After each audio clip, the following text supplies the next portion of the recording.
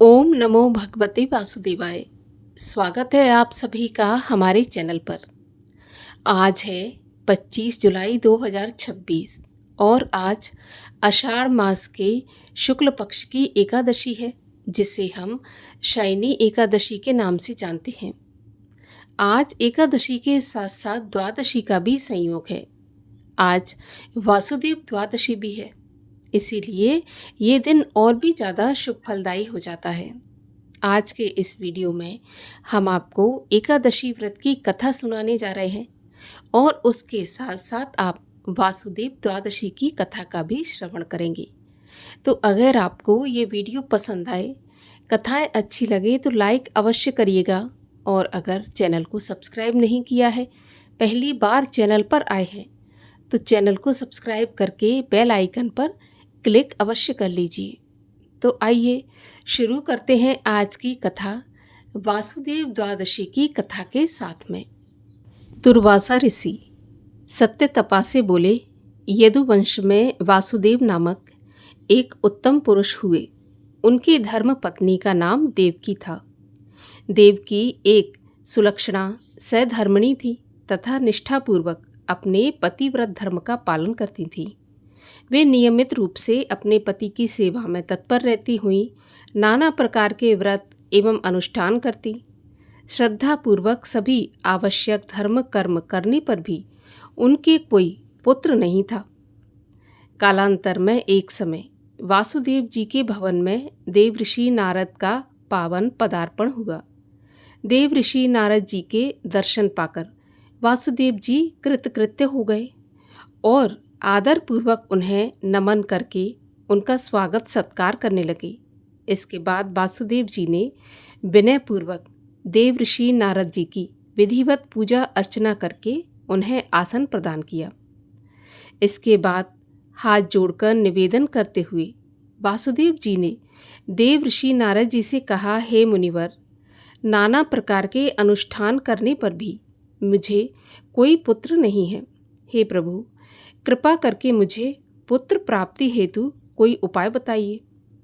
वासुदेव जी के वचन सुनकर देवऋषि नारद बोले, हे यदुश्रेष्ठ, मैं देवताओं से संबंधित एक कार्य वर्णित करता हूँ, सो ध्यानपूर्वक सुनो। हे राजन, मैं स्वयं प्रत्यक्षदर्शी हूँ।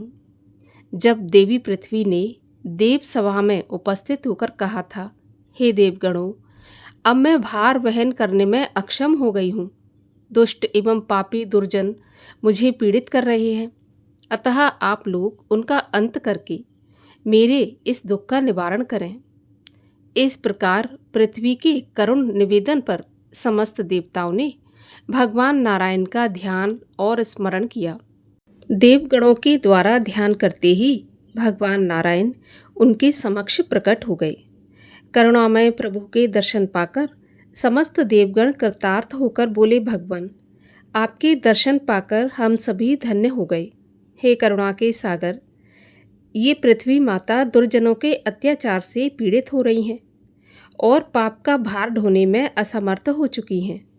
हे प्रभु, देवी पृथ्वी और समस्त प्राणियों को इन अधर्मियों के अत्याचार से मुक्त कराने की कृपा करें। देवताओं की प्रार्थना सुनकर भगवान श्री हरि बोले, हे देवगणों, ये पुनीत कार्य करने हेतु मैं निश्चित ही सदैव तत्पर रहता हूँ। मैं मनुष्य रूप धारण करके मृत्युलोक में अवतरित होऊंगा, लेकिन मैं केवल उस स्त्री के गर्भ में वास करूंगा जो अपने पति के साथ आषाढ़ मास के शुक्ल पक्ष में द्वादशी व्रत का अनुष्ठान करेगी। ऐसा कहकर भगवान श्री हरि वहाँ से अंतर्ध्यान हो गए और समस्त देवगण हर्षित होते हुए निज लोकों को चले गए। तभी मैं यहाँ पर उपस्थित हुआ हूँ। मेरे आगमन का विशेष प्रयोजन यही है कि मैं आपको इस प्रकरण के विषय में अवगत करा दूँ, क्योंकि मुझे ये ज्ञात है कि आपकी कोई संतान जीवित नहीं है। ऐसा कहकर देवऋषि नारद जी ने वासुदेव जी के समक्ष आषाढ़ मास के शुक्ल पक्ष की द्वादशी व्रत का विधान वर्णित किया और वहाँ से अंतर्ध्यान हो गए। दुर्वासा जी कहते हैं, हे मुनि, इस द्वादशी व्रत के पुण्य प्रभाव से ही यदुश्रेष्ठ, वासुदेव जी को श्री कृष्ण जैसे अलौकिक पुत्र की प्राप्ति हुई जो स्वयं भगवान श्री हरि का ही अवतार हैं। इसके अतिरिक्त वासुदेव जी को महान सुख संपदा, यश, कीर्ति तथा वैभव की प्राप्ति हुई। आजीवन समस्त प्रकार के सुखों का आनंद लेते हुए अंत समय में वे भगवान श्री हरि के शाश्वत धाम को प्राप्त हुए। हे मुनिवर, आषाढ़ मास में किए जाने वाले द्वादशी व्रत का महात्म्य मैंने तुम्हारे समक्ष वर्णित कर दिया। अब तुम इसका यथाशक्ति पालन करो। इस प्रकार से दुर्वासा मुनि ने वासुदेव द्वादशी व्रत का वर्णन और महात्म्य सुनाया, जिसे करने से निस्संतान को तेजस्वी संतान की प्राप्ति होती है और भगवान विष्णु की कृपा प्राप्त होती है। और अब सुनिए एकादशी व्रत की कथा। एक समय की बात है, धर्मराज युधिष्ठिर भगवान श्री कृष्ण से बोले, भगवान, आषाढ़ मास के शुक्ल पक्ष की एकादशी का नाम क्या है? उस दिन कौन से देवता की पूजा होती है और विधि क्या है? सो सब विस्तार पूर्वक कहिए। भगवान श्री कृष्ण कहते हैं, हे राजन, एक समय की बात है, नारद जी ने ब्रह्मा जी से यही प्रश्न पूछा था। तब ब्रह्मा जी बोले कि नारद, तुमने इस कली काल में प्राणियों के उद्धार के लिए बहुत ही उत्तम प्रश्न पूछा है। एकादशी का व्रत सभी व्रतों में श्रेष्ठ है, जिससे सभी पाप नष्ट हो जाते हैं। आषाढ़ मास के शुक्ल पक्ष की एकादशी का नाम पद्मा एकादशी है। इसका व्रत करने से भगवान विष्णु प्रसन्न होते हैं। इस एकादशी को देवशयनी या फिर हरिशयनी एकादशी के नाम से भी जाना जाता है। इस एकादशी के बारे में मैं तुम्हें एक पौराणिक कथा सुनाता हूँ, सो ध्यानपूर्वक सुनो। सूर्यवंश में मानधाता नाम का एक राजा हुआ करता था। वह सत्यवादी, महान प्रतापी और चक्रवर्ती था। उसके राज्य में प्रजा धन धान्य से परिपूर्ण थी और सदैव सुखपूर्वक रहती थी। उसके राज्य में कभी अकाल नहीं पड़ता था। एक समय की बात है, उस राजा के राज्य में लगातार 3 वर्ष तक वर्षा नहीं हुई, जिससे राज्य में अकाल की स्थिति पैदा हो गई और प्रजा अन्न की कमी के कारण अत्यंत दुखी रहने लगी। एक दिन प्रजा राजा के पास जाकर प्रार्थना करने लगी कि हे राजन, समस्त विश्व की सृष्टि का मुख्य कारण वर्षा है। इसी वर्षा के अभाव से राज्य में अकाल पड़ गया है, जिसके कारण प्रजा भूख से मर रही है। हे राजन, आप कोई ऐसा उपाय बताइए जिससे हम लोगों का दुख दूर हो। इस पर राजा मानधाता बोले कि आप लोग ठीक कह रहे हैं, वर्षा न होने के कारण ही प्रजा को दुख भोगना पड़ता है। मैं ये जानता हूँ कि राजा के पापों के कारण ही प्रजा को दुख भोगना पड़ता है। मैं बहुत सोच विचार कर रहा हूँ, फिर भी मुझे अपना कोई दोष दिखाई नहीं दे रहा। मैं आप लोगों के दुख को दूर करने के लिए बहुत प्रयत्न कर रहा हूँ। ऐसा कहकर राजा मानधाता भगवान की पूजा करके कुछ मुख्य साथियों को लेकर वन को चल दिए। वहाँ वह अनेक ऋषियों के आश्रमों में घूमते घूमते अंत में ब्रह्मा जी के पुत्र अंगिरा ऋषि के आश्रम पर पहुँचे। उस स्थान पर राजा रथ से उतरे और आश्रम में आए। वहाँ मुनि अभी नित्य कर्म से निवृत्त हुए ही थे। राजा ने उनके सम्मुख प्रणाम किया और मुनि ने उनको आशीर्वाद दिया। आशीर्वाद देकर राजा से बोले, राजन, आप कुशल पूर्वक तो हैं, आपकी प्रजा भी कुशल पूर्वक होगी। आप इस स्थान पर कैसे आए, सो बताइए। तब राजा बोले, हे ऋषिवर, मेरे राज्य में 3 वर्ष से वर्षा नहीं हो रही, इससे अकाल पड़ गया है और प्रजा महान दुख भोग रही है। राजा के पापों के प्रभाव से ही प्रजा को कष्ट मिलता है, ऐसा शास्त्रों में लिखा है। मैं तो धर्म अनुसार राज्य करता हूँ, फिर ये अकाल कैसे पड़ गया, इसका मुझे अभी तक कोई पता नहीं लगा है। मैं आपके पास इसी संदेह को दूर करने आया हूँ। आप कृपा करके मेरा संदेह दूर करके प्रजा के कष्ट को दूर करने के लिए कोई उपाय बताइए। इस पर वे ऋषिवर बोले, राजन, ये सतयुग सभी युगों में श्रेष्ठ है। इसमें धर्म के चारों चरण सम्मिलित हैं, अर्थात इस युग में धर्म की सबसे अधिक उन्नति होती है। इस युग में ब्राह्मणों को ही तपस्या करने का और वेद पढ़ने का अधिकार प्राप्त है, परंतु आपके राज्य में एक शूद्र भी तपस्या कर रहा है। इसी दोष के कारण आपके राज्य में वर्षा नहीं हो रही। यदि आप प्रजा का भला चाहते हैं तो उस शूद्र को जान से मार दीजिए। इस पर राजा बोले, मुनीश्वर, मैं उस निरपराध तपस्या करने वाले शूद्र को नहीं मार सकता। आप इस दोष से छूटने का कोई दूसरा उपाय बताइए। तब वे महर्षि बोले, राजन, यदि तुम ऐसा ही चाहते हो तो आषाढ़ मास के शुक्ल पक्ष में शयनी या फिर पद्मा नाम की एकादशी का विधिपूर्वक व्रत करो। इस व्रत के प्रभाव से तुम्हारे राज्य में वर्षा होगी और प्रजा सुख पाएगी, क्योंकि इस एकादशी का व्रत सभी सिद्धियों को देने वाला है और समस्त उपद्रवों को शांत करने वाला है। इस एकादशी का व्रत तुम अपनी समस्त प्रजा सहित करो।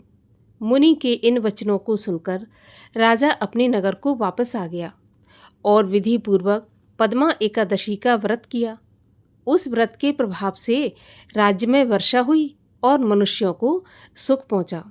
इसीलिए देवशयनी एकादशी व्रत सबको करना चाहिए। ये व्रत इस लोक में भोग और परलोक में मुक्ति देने वाला है। इसकी कथा पढ़ने और सुनने से मनुष्य के सभी पाप नष्ट होते हैं। देवशयनी एकादशी को व्रत धारण करने से भगवान विष्णु प्रसन्न होते हैं। अतः मोक्ष की प्राप्ति हेतु सभी मनुष्यों को इस एकादशी के व्रत को धारण करना चाहिए। इस प्रकार भगवान श्री कृष्ण ने युधिष्ठिर को देवशयनी या पद्मा एकादशी के व्रत की कथा का वर्णन कह सुनाया। और अब सुनिए तुलसी माता की कथा। एक नगर में एक साहूकार था। उसके एक कन्या थी। वह कन्या जब थोड़ी बड़ी हुई और उसको समझ आने लगा तो वह तुलसी माता का पूजन करने लगी। उसके प्रतिदिन का नियम था कि तुलसी माँ की पूजा करने के बाद ही खाना खाती थी। जब वह कन्या धीरे धीरे बड़ी हुई और शादी के लायक हुई, तब उसके माता पिता ने उसकी शादी एक दूसरे शहर के साहूकार के यहाँ करवा दी। उस कन्या को उसके माता पिता ने दहेज में सब कुछ तो दिया ही था, साथ में पूजा करने के लिए तुलसी का गमला भी दे दिया। अब तो वह कन्या ससुराल में प्रतिदिन सवेरे उठती और नहा धोकर पूजा पाठ करती और फिर उसके बाद ही खाना खाती। वह तुलसी माता की पूजा का नियम ससुराल में भी किया करती थी। अब उसकी 2 जेठानियाँ थीं। वे दोनों उसका मजाक उड़ाती और हमेशा कहती कि ये तो बड़ी नियम धर्म वाली बनती है, बिना नहाए बिना पूजा करे खाना ही नहीं खाती। उन दोनों को उससे बहुत ईर्ष्या होती थी। इसीलिए वे दोनों कभी तुलसी जी का गमला छुपा देती तो कभी तुलसी जी को कहीं दूर रख कर आती, जिससे उनकी देवरानी पूजा न कर पाए। बेचारी बड़ी मुश्किल से गमला ढूंढ कर लाती और अच्छे से पूजा करती, फिर खाना खाती। ऐसा ही कुछ समय तक चलता रहा। एक दिन उसकी जेठानियों ने वह गमला कहीं दूर फेंक दिया। उस कन्या ने गमले को खूब ढूंढा, लेकिन उसे गमला नहीं मिला और बहुत ही परेशान हो गई। उस दिन तो उसने खाना भी नहीं खाया, क्योंकि उसका नियम जो था कि पहले तुलसी जी की सेवा करेगी फिर खाना खाएगी। उस कन्या की सच्ची भक्ति देखकर तुलसी माता उससे बहुत प्रसन्न हो गई और उसके कमरे में तुलसी माता का गमला प्रकट हो गया। अगले दिन सुबह जब वह उठी तो क्या देखती है कि उसकी खाट के चारों कोनों पर तुलसी माता का गमला आ गया। ये देखकर कन्या बहुत प्रसन्न हो गई कि अब मेरी तुलसी माता को कोई चुरा नहीं सकेगा। इस प्रकार से पूजन करने के लिए भी कहीं और नहीं जाना पड़ेगा और कोई मेरी तुलसी माता को फेंक भी नहीं सकेगा। वह तो अब सुबह जल्दी स्नान करती और तुलसी माता का पूजन कर लेती। जब वह खाना खाने बैठी तो उसकी जेठानियाँ फिर से मजाक करने लगी कि लो, देवरानी का नियम तो अधूरा रह गया। उसने तुलसी माता की पूजा नहीं की और खाना खाने लगी और उससे पूछने लगी कि क्यों देवरानी जी, क्या तुलसी जी की पूजा के बिना ही खाना खा लिया? आज तुलसी जी की पूजा नहीं करोगी? तो देवरानी धीरे से कहती है कि मैंने पूजा कर ली है। तो जेठानियाँ कहने लगी, पूजा कहाँ से कर ली? गमला तो यहाँ है नहीं, गमला तो फेंक दिया गया। तो देवरानी कहती है कि देख लो, मेरे कमरे में मेरी खाट के चारों तरफ तुलसी जी लगी हैं। तब जेठानियों ने जाकर देखा तो वे बहुत ही शर्मिंदा हुई और उन्हें अपने किए पर पछतावा हुआ और देवरानी से क्षमा मांगते हुए कहने लगी कि हमने तेरी भक्ति की खिल्ली उड़ाई, मजाक उड़ाया, लेकिन तेरी भक्ति सच्ची है। हमने तुझे बहुत परेशान किया, इसीलिए हमें क्षमा कर दो। और तुलसी माता से भी क्षमा मांगने लगी। इस प्रकार से देवरानी ने उन्हें क्षमा कर दिया और तुलसी माता से प्रार्थना की कि माँ, इन्होंने जो भी किया अनजाने में और मूर्खता के साथ किया, इसीलिए इन्हें क्षमा कर दें। और तुलसी माता ने देवरानी की प्रार्थना पर दोनों जेठानियों को क्षमा कर दिया। इस प्रकार से देवरानी का जो नियम था, अगले दिन से जेठानियाँ भी उस नियम का पालन करने लगी। हे माता तुलसी, हम भी आपसे यही प्रार्थना करते हैं कि जैसी कृपा आपने उस देवरानी पर की, वैसी हम पर भी करना। जो भी आपकी पूजा करे, आपका जल से सिंचन करे और ये कथा सुने, पढ़े या हुंकारा भरे, उसकी सभी मनोकामना पूर्ण करना। बोलिए तुलसी माता की जय। और आइए अब सब मिलकर करें भगवान विष्णु की आरती। ओम जय जगदीश हरे, स्वामी जय जगदीश हरे। भक्त जनों के संकट क्षण में दूर करे। ओम जय जगदीश हरे। जो ध्यावे फल पावे, दुख बिन से मन का, सुख संपत्ति घर आवे, कष्ट मिटे तन का। ओम जय जगदीश हरे। मातु पिता तुम मेरे, शरण गहूँ किसकी, स्वामी शरण पढ़ूँ किसकी। तुम बिन और न दूजा, आस करूं जिसकी। ओम जय जगदीश हरे। तुम पूरन परमात्मा, तुम अंतर्यामी, पार ब्रह्म परमेश्वर, तुम सबके स्वामी। ओम जय जगदीश हरे। तुम करुणा के सागर, तुम पालन करता, मैं सेवक तुम स्वामी, मैं मूरख खल कामी, कृपा करो भरता। ओम जय जगदीश हरे। तुम हो एक अगोचर, सबके प्राणपति, स्वामी सबके प्राणपति। किस विध मिलूं दयामय, तुमको मैं कुमति। ओम जय जगदीश हरे। दीन बंधु दुख हरता, तुम ठाकुर मेरे, स्वामी तुम रक्षक मेरे। अपने हाथ उठाओ, अपने गले लगाओ, द्वार पड़ा तेरे। ओम जय जगदीश हरे। विषय विकार मिटाओ, पाप हरो देवा, श्रद्धा भक्ति बढ़ाओ, संतों की सेवा। ओम जय जगदीश हरे। तन मन धन सुख संपत्ति सब कुछ है तेरा, स्वामी सब कुछ है तेरा। तेरा तुझको अर्पण, तेरा तुझको समर्पण, क्या लागे मेरा। ओम जय जगदीश हरे।